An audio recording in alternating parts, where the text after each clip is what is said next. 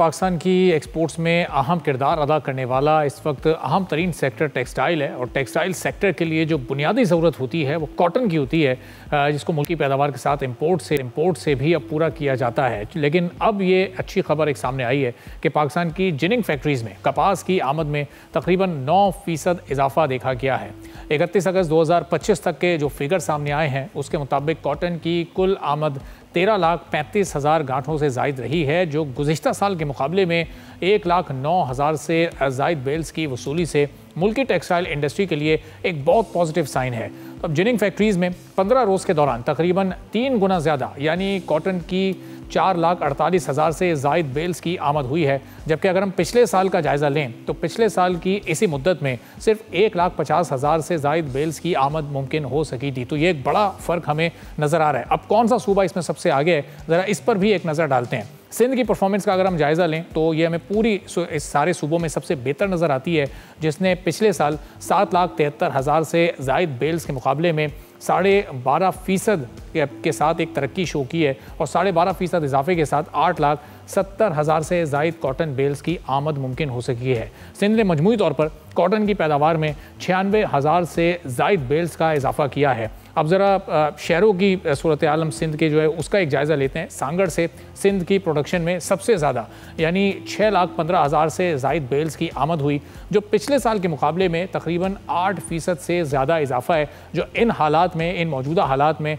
बहुत बेहतर इजाफा समझा जा रहा है। फिर हैदराबाद ने कपास की पैदावार में 57,000 से जायद बेल्स का इजाफा किया है और अपना हिस्सा बड़े अहसन तरीके से इसमें डाला है, जो पिछले साल के मुकाबले में तकरीबन 3% की कमी है, लेकिन ये बड़ी नेग्लिजिबल सी कमी है चूँकि मौजूदा हालात इस वक्त सबके सामने हैं। जो सबसे बेहतरीन प्रोडक्शन सामने आई है वो 2 शहरों की आई है। उसमें एक शहर सक्खर है, जहां हमने देखा है कि ग्रोथ रेट 235% रहा है, यानी डबल से भी ज़्यादा यहाँ पर हमने ग्रोथ देखी है और सक्खर से 24,000 बेल्स की आमद हुई है, जो कि ज़ाहिर एक बड़ी इस वक्त अच्छी पेशरफ्त है। और फिर इसके बाद खैरपुर भी एक बड़ी ज़बरदस्त यहाँ पर फिगर के साथ मौजूद है, जहाँ पर 3 गुना से भी ज़्यादा का इजाफा हमने देखा। 317% के इजाफे से यहाँ से 11,700 बेल्स की आमद मुमकिन हो सकी है।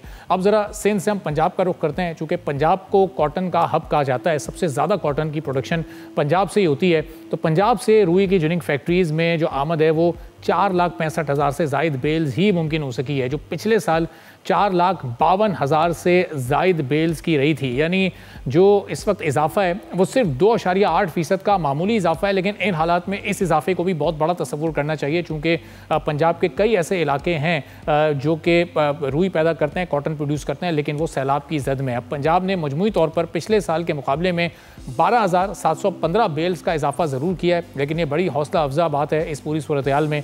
तो पंजाब का जो मुस्बत कारकर्दगी वाला ज़िला है वो विहाड़ी है, जहाँ पर 3.5% इजाफे से 87,000 से जायद बेल्स के साथ ये ज़िला इस वक्त सरे फहरिस्त रहा है। जबकि जो दीगर ज़िले हैं ज़रा उनके भी फिगर्स आपके सामने रखते हैं। इसके बाद खानेवाल है, जिसने पिछले साल के मुकाबले में 3% कमी के बावजूद भी 71,000 से जायद बेल्स का इजाफा किया है। फिर डेरा गाजी खान आता है, जिसने 131% ग्रोथ रेट के साथ 68,000 बेल्स रिकॉर्ड करवाई हैं, जो कि एक बहुत ही ज़बरदस्त फिगर है। फिर साहिवाल ने पैदावार में 30% की कमी के बावजूद 48,000 से जायद बेल्स जिनिंग फैक्ट्रीज तक पहुंचाई हैं। तो किसी ज़िले में हमें कमी दिखाई दे रही है, कहीं पर हम ग्रोथ देख रहे हैं और बड़ी ज़बरदस्त ग्रोथ भी है। अब पंजाब से निकल के ज़रा हम बलूचिस्तान चलते हैं और बलूचिस्तान में भी जायज़ा लेते हैं कि वहाँ पर कहाँ पर कमी और कहाँ पर ग्रोथ देखी गई है। तो कॉटन प्रोडक्शन में बलूचिस्तान में 56% से जायद का इजाफा देखा गया है, जहाँ पिछले साल की 30,000 से जायद बेल्स के मुकाबले में 47,000 से जायद बेल्स का इजाफा हुआ है। तो बलूचिस्तान में पिछले साल के मुकाबले में 17,000 से जायद कॉटन बेल्स का इजाफा हुआ है और कॉटन की फैक्ट्रीज़ में जो कुल आमद है वो 13,35,000 बेल्स से जायद रही है, जिसमें 11,92,000 से जायद बेल्स बनाई गई हैं।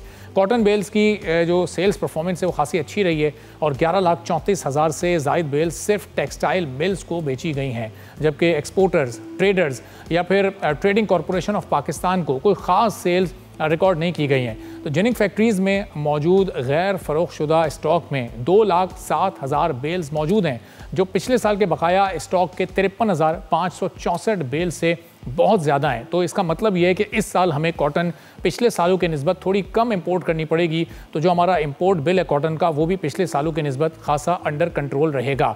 अब प्रोसेसिंग में तकरीबन 10% इजाफे के साथ पिछले साल 272 ऑपरेशनल फैक्ट्रीज़ के मुकाबले में तादाद तकरीबन 300 तक जा पहुंची है। पंजाब की 100 प्रोसेसिंग फैक्ट्रीज़ में मज़ीद 30% का इजाफा हुआ है, जबकि सिंध की 172 फैक्ट्रीज़ में 3 कंपनीज़ की कमी हुई है। और फिर बलूचिस्तान के साथ अगर हम ये फिगर्स देखें तो बलूचिस्तान में सहूलियात के साथ 11 नई प्रोसेसिंग फैक्ट्रीज़ लगाई गई हैं। अब ज़ाहिर है जो दूसरी तरफ सूरत हाल है वो इंतहाई ख़राब है, बारिशें हो रही हैं, सैलाब है, और इससे बेशतर कॉटन जोन्स में कपास की फसल को हमने मुतासिर भी होते देखा है। कुछ ऐसे जोन्स हैं जो मुतासिर हुए हैं। ताहम पंजाब में कपास पैदा करने वाले सबसे बड़े ज़िले यानी भावलनगर में कपास की फसल 50% तक मुतासिर होने की इत्तलात हैं। तो आप इससे अंदाज़ा लगाएं कि अगर ये मुतासिर ना होती तो कितनी ज़्यादा ये तादाद बढ़ सकती थी, कितने फ़ीसद का इजाफा हो सकता था। और एक बैनुल अक़वामी कॉटन एडवाइजरी कमेटी के मुताबिक पाकिस्तान में मनफी मौसमी हालात के बाइस कॉटन की मजमूई मुल्की पैदावार में इस साल 6,25,000 बेल से ज़ायद की कमी की तवक्को की जा रही है। तो पंजाब में सैलाब से मुतासर इलाकों में कॉटन प्रोडक्शन कम होने और सिंध में तकरीबन 8% के मामूली इजाफे से मुल्की मजमूई पैदावार में कुछ इजाफा तो हुआ है, लेकिन अब एक खदशा ये मौजूद है कि जिस तरह आप सैलाब का रुख पंजाब से सिंध की जानिब हो रहा है, तो अगर सिंध के इलाके भी मुतासर होते हैं तो ये जो इजाफा हमने देखा है, कहीं ये इजाफा आने वाले दिनों में कमी का शिकार तो नहीं हो जाएगा। कॉटन की इंपोर्ट बढ़ने से मुल्की इंपोर्ट बिल में कहीं जो इस वक्त हमें अंडर कंट्रोल सूरत हाल नज़र आ रही है, आने वाले दिनों में कहीं आउट ऑफ कंट्रोल तो नहीं हो जाएगी। आने वाले दिनों में इस पर भी नज़र रखेंगे। सब्सक्राइब करें और बेल दबाएं ताकि कोई खबर रह न जाए।